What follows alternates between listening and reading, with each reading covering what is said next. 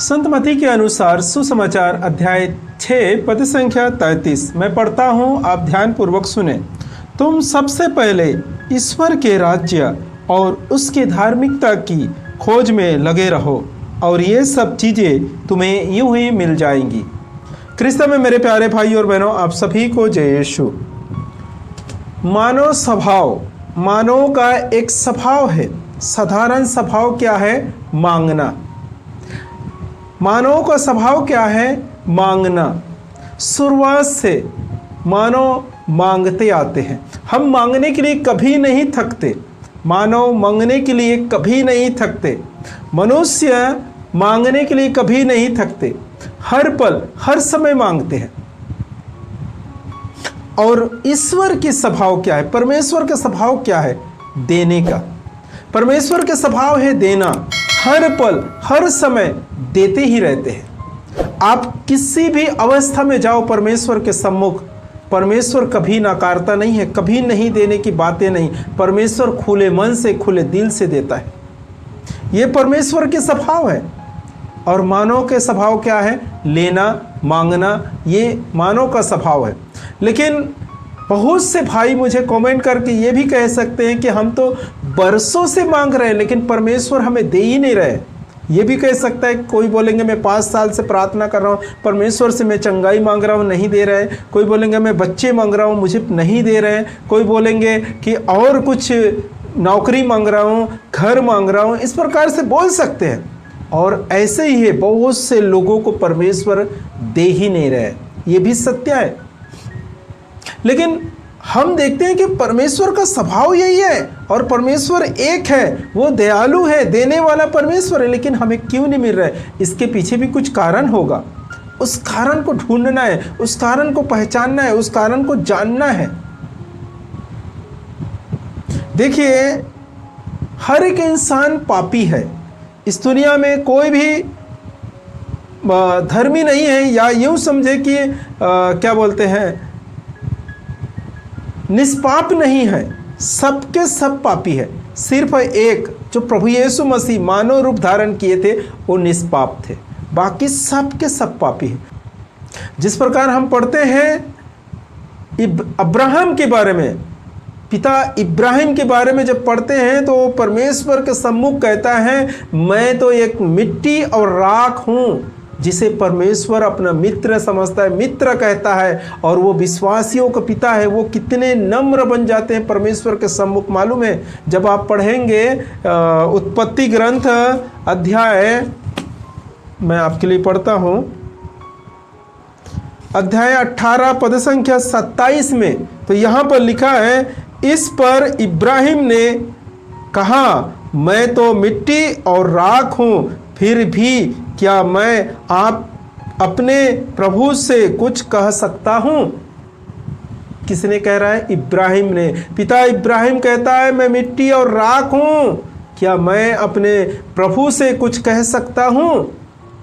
इस प्रकार से हमारा पिता इब्राहिम कहता है, अपने को दीनहीन बना लेता है। किसके सम्मुख? परमेश्वर के सम्मुख। मेरे प्यारे भाई और बहनों, हमें भी परमेश्वर के सम्मुख दीनहीन बनाना है, अपने आप को दीनहीन बन जाना है। जिस प्रकार हमारा पिता दाऊद हो जाता था, अपने आप को नम्र बना देता, अपने को बिल्कुल शून्य बनाकर परमेश्वर के सम्मुख घुटने टेक कर पश्चाताप करते थे कि प्रभु मैंने अपराध किया, आपके विरोध, आपके स्वर्ग के विरोध, आपके लोगों के विरोध मैंने अपराध कर बैठे। इस प्रकार से हमें भी पश्चाताप करना है। परमेश्वर दयालु है, देने वाला पिता है, वो जरूर आपको देगा। आपका जो मांग है उससे जरूर पूरे करेंगे। परमेश्वर चाहता है कि हम खुश रहें, आनंदमय रहें, आनंदमय जीवन बिताएं। परमेश्वर कभी हमारे दुख में, परेशानी में परमेश्वर कभी खुश नहीं होते। कभी परमेश्वर हमारे दुख और तकलीफ में वो आनंद नहीं मनाता। वो भी दुख में होता है, तकलीफ में होते, वो भी रोते हमारे साथ। वो चाहता है कि हम आनंदमय जीवन बनाएं। वो चाहता है परमेश्वर कि हमारे जीवन खुशहाल जीवन हो। इसीलिए हमारे हर एक तकलीफ, हर एक मुसीबत को वो सरल तरीका से या सरल या जीरो बना देता है। देखिए सबसे बड़ा गवाही क्या है परमेश्वर का, कि जो मृत्यु हमारे ऊपर आने वाले थे, जो हमने अपराध किए थे, जो हमने पाप किए थे, उसके कारण हमें दंड के रूप मृत्यु मिलने वाले थे, अर्थात नरक अनंत आग में डालने वाले थे, हमें उस आग में झोंक देने वाले थे, जिसमें हम रात और दिन तड़पते रहने वाले थे। उसको परमेश्वर ने अपने ऊपर ले लिया। परमेश्वर ने उसको अपने पर ले लिया और उस रास्ता को बिल्कुल सरल बना दिया। किस प्रकार? यदि कोई,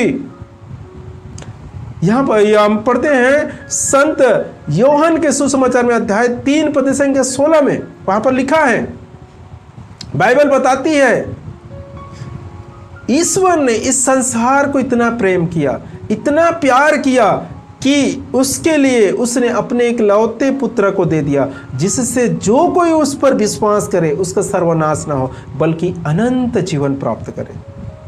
क्या है सरल तरीका? देखिए, सरल राह बना दिया हमारे लिए। जो दुख तकलीफ हम भोगने वाले थे, जो पाप किए हमने, उसके दंड मृत्यु मिलने वाले थे, वो अपने ऊपर ले लिया, और हमारे लिए एक सरल रास्ता बना कर दिए कि यदि कोई उस पर विश्वास करे तो उसका सर्वनाश ना हो बल्कि अनंत जीवन प्राप्त करे। ये परमेश्वर चाहता है और हमारे लिए हर पल हर समय देने के काम करता है, सरल राह बनाने के काम करता है। आपको समझना है, विश्वास करना है। यहां पर हम पढ़े हैं, उस वचन में लिखा है, तुम सबसे पहले ईश्वर के राज्य और उसकी धार्मिकता की खोज में लगे रहो और ये सब चीजें तुम्हें यूं ही मिल जाएगी। कौन सी चीजें? जिसके लिए हम तड़पते हैं, जिसके लिए हम दिन रात मेहनत करते हैं, जिसके लिए सोते नहीं हैं, अच्छे गाड़ी खरीदने की कोशिश लगे हैं, अच्छे नौकरी के चक्कर में लग गए हैं, अच्छे बंगला बनाने के लिए हम सोच रहे हैं, दिन रात उसके लिए कड़ी मेहनत कर रहे हैं। अपने बच्चों को अच्छे स्कूल में पढ़ाना है, उसके लिए अच्छे पैसा चाहिए, मतलब ज़्यादा पैसा चाहिए, फीस ज़्यादा है, इसके लिए हम कड़ी मेहनत कर रहे हैं, बिल्कुल परिश्रम कर रहे हैं और कुछ ऐसे सपने हैं जिसे साकार कर पाएंगे कि नहीं, इसका भी कोई उम्मीद नहीं, लेकिन उसके पीछे भी दौड़ रहे हैं। लेकिन परमेश्वर इसे भी सरल बनाता है। परमेश्वर कहता है, तुम सबसे पहले, इससे पहले क्या करो, ईश्वर के राज्य और उसके धार्मिकता खोज में लग रहो और ये सब चीज जो तुम्हारे सपना है, जिसके लिए तुम दौड़ धूप करते हो, जिसके लिए तुम दिन रात मेहनत करते हो, वो यूं ही मिल जाएगी। बोलते हैं मेहनत करने की जरूरत नहीं है, मेहनत करना ही है, लेकिन ये जो कड़ी मेहनत है उसके बावजूद भी मिलेगा कि नहीं, इसके कोई भरोसा नहीं। लेकिन परमेश्वर के कार्य करने से, परमेश्वर के राज्य को खोजने से, ढूंढने से ये सब चीज हमें यूं ही मिल जाएगा, यूं ही मिल जाएगी। इस प्रकार से परमेश्वर के वचन में लिखा है। मेरे प्रियो, हमें जानना है, हमें विश्वास करना है। जो परमेश्वर पे हम विश्वास करते हैं, दिन रात हम जो प्रार्थना शुरुआत करते हैं, प्रभु यीशु मसीह ने सिखाया। संत मत्ती के सुसमाचार अध्याय 6 में परमेश्वर पिता ने, प्रभु यीशु मसीह ने सिखाया कि किस प्रकार प्रार्थना करनी चाहिए। वहां पर सबसे पहले कहता है, हे हमारे पिता। हे हमारे पिता मतलब हे मेरे पिता नहीं, हे हमारे पिता मतलब पूरे जग के पिता, सारे सृष्टि का पिता, हे हमारे पिता। इस प्रकार से प्रभु यीशु मसीह ने हमें प्रार्थना करने सिखाया और वो सारे युगों का, सारे जग का पिता है। और ये जो चीजें हम देखते हैं वो सब हमारे पिता का है और वो पिता का होने के कारण वो सब हमारे हैं, वो सब कुछ हमारा है। हमें विश्वास करना जरूरी है। जब हमें जरूरतें पड़ेंगे वो सब हमें मिलेगा। मैं आपको एक सुंदर से कहानी बताना चाहता हूं, आप ध्यान से सुने। एक राजा अपने मंत्रियों को बुलाए राज दरबार में और उनको आदेश दिया कि जाओ मेरे राज्य के समस्त निवासियों को राज दरबार में इकट्ठा करो। मैं उन सबको एक सूचना देने वाला, एक सूचना घोषित करने वाला हूं। इस प्रकार से राजा ने सभी मंत्रियों को आदेश दिए और मंत्रियों ने जाकर पूरे राज्य में ये राजा का सुसमाचार बताए कि राजा ने आप सबों को याद किए हैं और अपने दरबार में बुलाए हैं। तो सब उसके जो राज्य के प्रजा थे वो सब राजा के सम्मुख, उसके राज सिंहासन के सम्मुख एकत्र हुए और राजा ने कहा कि कल 9 बजे राज दरबार खुलेंगे, राज दरबार के फाटक को खोल दिया जाएगा, द्वार को खोला जाएगा, और उसके बाद जो भी व्यक्ति इस राज्य के वस्तुओं को, चीज़ों को, किसी को भी जो हाथ लगाएगा, छू लेगा, वो उसका हो जाएगा। ऐसे राजा ने घोषणा किए, आदेश दिए, और उसको सभी लोग कल के इंतजार में घर लौट गए।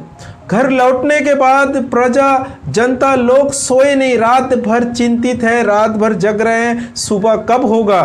कुछ लोग सोच रहे हैं कि मैं राजा का घोड़ों को हाथ लगा लूँगा, बहुत अच्छे अच्छे घोड़े हैं, ताज़ा हैं, तो स्वस्थ घोड़े हैं, उन सबको मैं हाथ लगा लूँगा, मेरा हो जाएगा।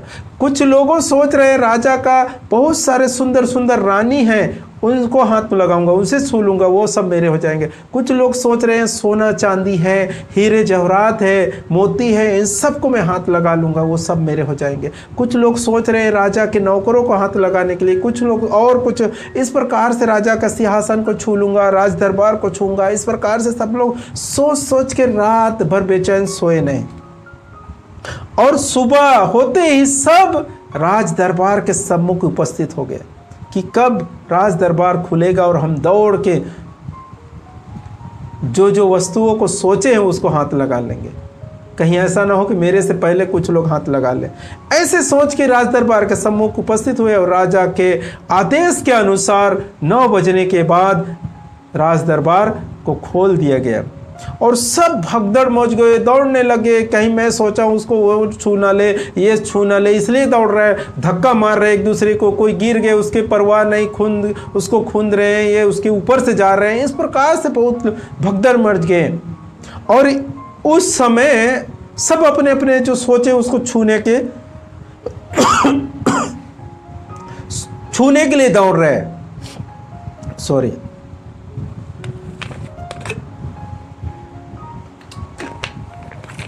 तो सभी लोग क्या किया, जो सोचे उसको छूने के लिए दौड़ रहे हैं, उसे हाथ लगाने के लिए दौड़ रहे हैं कि मेरा हो जाए, कहीं ऐसा ना हो कि मेरे से पहले दूसरा हाथ लगा लेगा तो मैं चूक जाऊंगा। इस प्रकार से उतने में एक छोटे से बालक, एक लड़का दूर खड़ा होकर सोच रहा है, इनके हरकतों को देखकर सोचता है, मैं अगर छूने जाऊंगा किसी भी वस्तुओं को तो मुझे तो आगे बढ़ने नहीं देंगे, ये लोग धक्के मार के गिरा देंगे, और खून रमंज कर न जाने मेरे मृत्यु भी हो सकते हैं, तो अब मैं क्या करूं। तो वो थोड़ा देर वहीं पर सोचने लगा, और सोचकर उसने आगे बढ़ने लगा, और आगे बढ़ने के बाद राजा ने देखा उसे कि एक बालक मेरे ओर आ रहा है। तो राजा ने सोचा कि यह बालक कुछ न कुछ सवाल पूछने के लिए आ रहा है। तो जब राजा के पास पहुंचा वो बालक, तो उसे, राजा को उस बालक ने गले से लगा लिया, गले से लगाकर जोर से आवाज लगाया, अब किसी को कोई भी चीज़ों को छूने की जरूरत नहीं है, ये सब चीज मेरा हो चुका है, ये सब चीज मेरा हो गया। कैसे हो गया आपका? अब सभी लोग पलट कर देख रहे, चकित रह गए कि बालक का कैसे हो गया, इतने तो इसको भी छुआ नहीं, उसको भी छुए नहीं, इसको भी नहीं छुए, तो सब चीज कैसे इसके हो जाएगा। तो बालक ने कहा, जो राजा का है वो सब मेरा है, क्योंकि समस्त राज सिंहासन, राज दरबार ये किसका है? राजा का है, और मैंने राजा को गले लगा लिया, अर्थात राजा को छू लिया, इसलिए ये सब मेरा हो गया। तो मेरे प्यारे भाई और बहनों, मैं आपको समझाने की कोशिश क्या कर रहा हूँ, यही समझाने की कोशिश कर रहा हूँ, हमें भी सब कुछ मिला हुआ है। ये है हमारे पिता जो बोलते हैं, उसका अर्थ यही है कि समस्त जग का पिता है वो।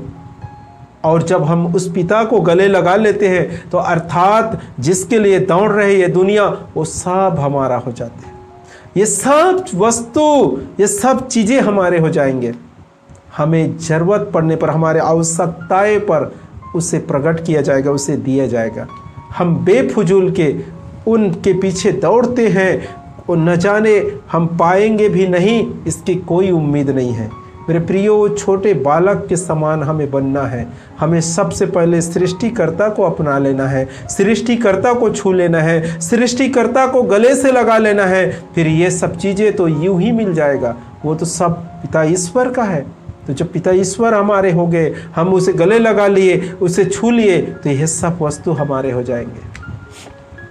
हमें यूं ही सरल रीति से मिल जाएंगे मेरे प्यारे भाई। और ये सरल तरीका परमेश्वर ने हमें देने के लिए बनाया है। जिस प्रकार मृत्यु हमारे ऊपर आने वाले थे, उसे सरल रीति बना दिया कि प्रभु यीशु मसीह में सिर्फ विश्वास करो और आपकी मृत्यु टल जाएगी, आपको मृत्यु नहीं अनंत जीवन मिलेगा। उसी प्रकार यदि आप पिता ईश्वर को गले लगा लिए, पिता ईश्वर से प्यार करना चालू किए, प्रभु यीशु मसीह को गले लगा ले, प्रभु यीशु मसीह के काम चालू करना, प्रभु यीशु मसीह का कार्य आप शुरू कर रहे हैं, उसके सुसमाचार करते हैं, उसके राज्य, उसकी धार्मिकता को ढूंढते हैं, तो ये सब चीज यूं ही सरल हो जाएगा आपके लिए। आप इसके पीछे आज दौड़ रहे हैं, कल ये सब आपके पीछे दौड़ना चालू करेंगे। ये धन दौलत, ये चीज, ये वस्तु, ये पैसा आपके पीछे दौड़ेंगे। आपको इसके पीछे दौड़ने की कोई जरूरत नहीं, आपके पीछे दौड़ेंगे कब? जब आप उस ईश्वर को, जिस प्रकार वो छोटे से बालक राजा को गले लगा लिया और समस्त उसके राज दरबार उस बालक का हो गया, उसी प्रकार आज आप प्रभु यीशु मसीह को गले लगा लेते हैं तो समस्त जो आवश्यकताएं हैं, जो जरूरतें हैं, जो मिलने वाला यह समस्त संसार आपके हो जाएंगे। इस बातों को समझना है और पिता ईश्वर इसी रीति से हमारे हर कठिन काम को सरल बनाने की कोशिश में लगा रहता है। और पिता ईश्वर हमें हर पल हर समय देने वाला ईश्वर है, क्योंकि उसके स्वभाव वही है। मैं बताया सबसे शुरुआत में कि मानव का स्वभाव क्या है? लेना, मांगना, और जो ईश्वर का स्वभाव है वो देना है। वो हर पल हर समय देना चाहता है, वो देने के लिए कभी नहीं थकते। मेरे प्रिय भाई और बहनों, इस वचन का अर्थ यही है कि सबसे पहले ईश्वर के राज्य के और उसकी धार्मिकता के खोज में लगे रहें और ये सब चीज यूं ही मिल जाएगा। परमेश्वर पिता इस वचन के अनुसार आप सबको और आपके परिवार को भरपूर मात्रा में आशीष प्रदान करे। आप सभी को जय यीशु।